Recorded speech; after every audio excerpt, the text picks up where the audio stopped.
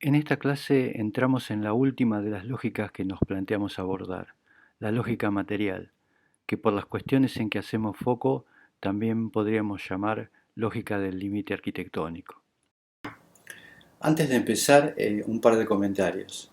En principio, estamos leyendo con atención la encuesta que les enviamos y las respuestas que ustedes nos están dando y estamos trabajando muy fuerte para intentar mejorar la experiencia de taller de esta forma virtual. Y por otro lado, en esta clase vamos a traer algunos conceptos teóricos. Ustedes saben que las teorías en general intentan dar explicaciones acerca de lo que ocurre en la realidad y a partir de esas explicaciones podemos actuar sobre esa realidad para cambiarla. De todos modos, las teorías, así como las lógicas, son provisorias, las teorías también son provisorias, de modo que en algún momento estas teorías se modifican, aparecen nuevas, van cambiando, con lo cual no hay que tomarlas como una cosa definitiva, sino que son conceptos que nos sirven para avanzar en nuestro trabajo. Espero que la clase les sirva, que puedan abordar el ejercicio, que puedan continuar con sus proyectos y que podamos en conjunto seguir con esta experiencia de construcción de conocimiento colectivo de modo virtual. De aquel cronograma que nos planteamos el primer día de clase, estamos entrando en el tercer ejercicio. Hemos pasado por la lógica urbana, avanzamos a partir de la lógica espacial y ahora nos toca trabajar sobre la lógica material. Vamos a recordar lo que hablamos en la primera clase. Ahí nos proponíamos entender al hecho arquitectónico como un hecho complejo. Y en el marco de esta complejidad comentábamos que reunía una gran cantidad de conceptos y elementos. Y también mencionamos que estos conceptos y elementos entran en múltiples relaciones a partir de determinadas lógicas. Lógicas que entendemos como construcciones provisorias de sentido. Y es interesante preguntarse por qué construcciones provisorias de sentido. Construcciones porque no están dadas, no tenemos una receta, la vamos construyendo en el camino.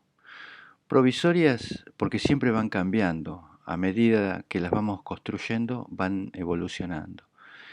Y de sentido porque tienen una razón de ser, hay una intención, que en términos generales es preparar el ambiente para albergar las actividades humanas.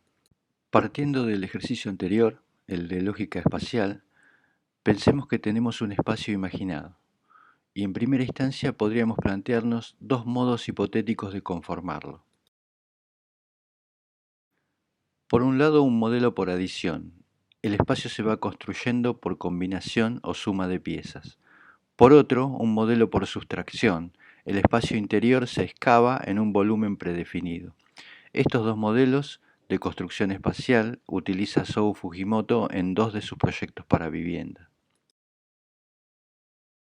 En Wooden House apila bloques de madera de gran sección y trabaja subtrayendo alguno de ellos para generar el espacio interior habitable. En Solo House genera una trama espacial irregular, también de madera, pero de sección pequeña, resolviendo las uniones entre piezas a través de nudo. Las dos operaciones que se destacan son el apilamiento en la primera y la construcción de nudos en la segunda. Y estos dos modos de construcción del espacio generan muy distintas calidades en los interiores de la vivienda, pero por sobre todo plantean dos modos de operar frente a dos grandes temas de la arquitectura, el tratamiento de la luz y la solución del desafío que impone la gravedad. Para entender estos modos de construcción espacial vamos a incorporar dos conceptos teóricos que se preguntan acerca de cómo opera una obra determinada respecto de la gravedad y de la luz. Por un lado, una obra de arquitectura entraría en el orden de lo estereotómico cuando la fuerza de gravedad se transmite en forma continua desde lo más alto hacia la Tierra, en general a través de muros pesados y en los que la luz entra a partir de las perforaciones en estos mismos. Por el contrario, el orden de lo tectónico implica una arquitectura en la que la gravedad se transmite en forma discontinua, pasando de un elemento a otro En general se trata de piezas livianas que se relacionan a través de nudos. En este caso, la luz invade el interior, por lo que hay que utilizar ciertos recursos para controlarla. Estos conceptos se independizan del material en sí y hacen foco en el modo en que éste se trabaja, como vemos en este caso de las residencias para ancianos de Aires Mateus, que trabaja con revoque alisado y blanco sobre un único cuerpo que es horadado para generar los huecos que conforman las terrazas de expansión de las habitaciones. Este tipo de operaciones nos remiten al extremo del concepto de lo estereotómico. Y si lo observamos desde dentro, estos vacíos, debido a la continuidad de los planos de piso y cielo raso, resuelven la transición entre el interior y el exterior. Algo similar se plantea en las viviendas en La Pedrera de Nicolás Campodónico.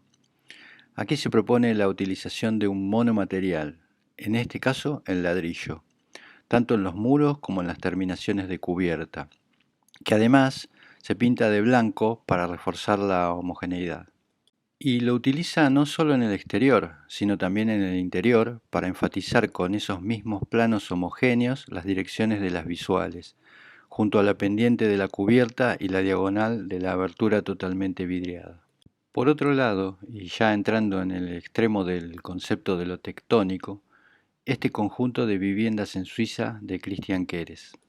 El edificio se arma a partir de elementos puros, planos horizontales de hormigón que se apoyan sobre planos verticales, también de hormigón, y líneas sutiles materializadas en acero. Esta disposición deja que la luz horizontal invada los ambientes enfatizando la relación interior-exterior. En este caso cobran importancia los elementos que nos permiten regular tanto la incidencia de la luz como la privacidad de los espacios. Otro ejemplo para estudiar se trata de la Cité Manifeste en Alsacia, en Francia, de Duncan Lewis y otros. Lo llaman la unidad habitacional sin límites. El equipo propone una distribución de planos y cajas en el espacio que envuelven los tres grupos de viviendas dispuestas en cruz. Sobre esto aplican una trama de líneas liviana para, en definitiva, caracterizar materialmente cada uno de los espacios. Esta superposición de volúmenes principales y secundarios, más otros virtuales que posibilitan el crecimiento de vegetación, produce una compacidad de todos los elementos que se leen exteriormente como una unidad, a partir de las profundidades, los retranqueos y las salientes volumétricos le otorgan la privacidad que necesita a cada uno de los vecinos. Las cajas se materializan con una estructura de acero revestida en placas de cemento o metálicas en el exterior y de madera en el interior. A la trama de líneas liviana se le aplica una malla de alambre que transforma la vegetación en material arquitectónico. En el marco del análisis que nos propone este ejercicio, nos vamos a encontrar, en la mayoría de los casos, con propuestas intermedias a estos dos extremos de lo estereotómico y lo tectónico. Es el caso del planteo de John Gotzel para esta vivienda, un volumen puro, envuelto en una piel que cobra vida y cambia permanentemente de acuerdo a las distintas situaciones de iluminación y clima. La pantalla de líneas horizontales, construida en madera muy fina, tamiza la luz dando calidez a los ambientes y creando diferentes efectos según la hora del día y la época del año.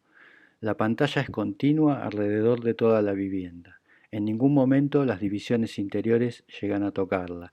Esta idea, según Gotzel, la toma de la arquitectura tradicional china y de las construcciones de galpones en las granjas australianas. Esta misma idea persigue el grupo FOA en el conjunto de viviendas sociales en Carabanchel, en Madrid.